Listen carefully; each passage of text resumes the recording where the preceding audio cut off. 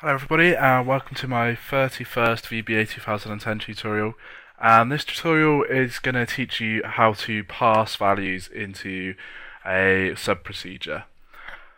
Now, in the last tutorial I showed you how when we're changing strings up here you can't use them down here, so I kind of lied a little bit, and there's ways you can get around this in order to give your values of your strings from up here down into your side procedures down here. So there's two different ways. The first one I'll show you is how to pass the value of a variable. So I'm going to start using a different keyword instead of sub. I'm going to start using a keyword called function. And you don't actually need to yet. You can do this with subs as well. But anything where it's not a procedure that's going to run, so it's not your main procedure that's going to run, it's just something that's only ever going to be called, I always put as a function, just because then when you do your F8, it's not going to pick this one up. It's only something that can be called from your other sub procedures from within your code, so other people won't be able to spot these. So, and it's just kind of tidier. People know if it's a function that it's designed to be something for your code to call, not something for the user to call. So that's just the first thing I'm going to do, and I'm going to call it a side function, I guess, just to make sure I'm not confusing anyone. So side function, and get rid of that because otherwise that will error. And so what we're going to do now then is we're going to have a string. So I have been given a value in main sub, and then we're going to message box that out. So let's message box out the string, and then we're going to call our side function, and we want to pass it that string. So for starters, just put your brackets, your parentheses after your call, so, and then the name, and then we're just going to pass it that variable. But that's not going to work at the moment because this function doesn't know it's going to take that variable. So what we're going to have to do is when we declare this function, we need to make sure that it's ready to take that string up there. So what we want to do is we want to put by val, which stands for by value, because we're going to pass the value of this string into here, and then we're going to call it a string. Doesn't have to match the variable name up here, and then we're going to put it as string.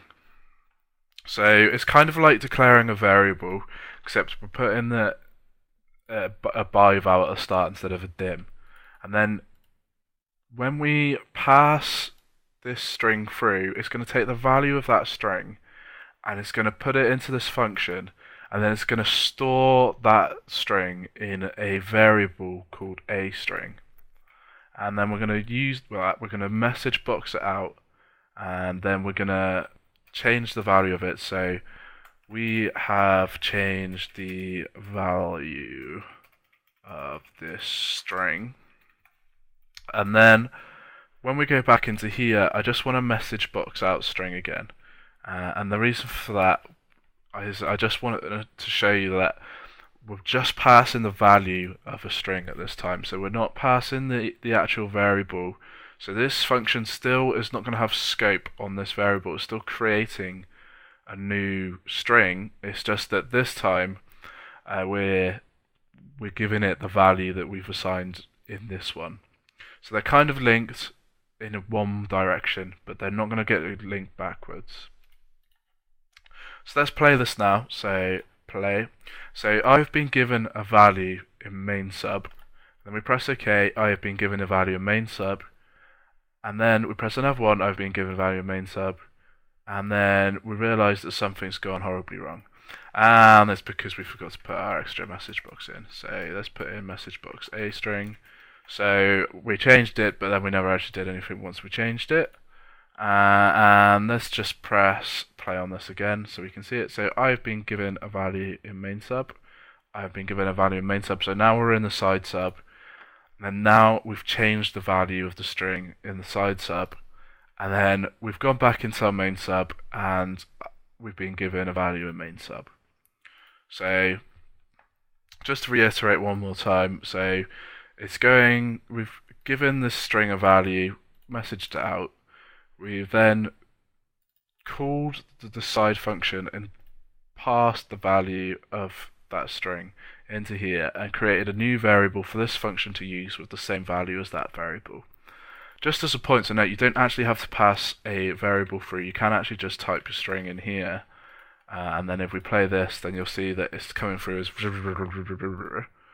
and then renaming it and then coming back to here. So you don't actually have to pass a variable, you can just pass through a value.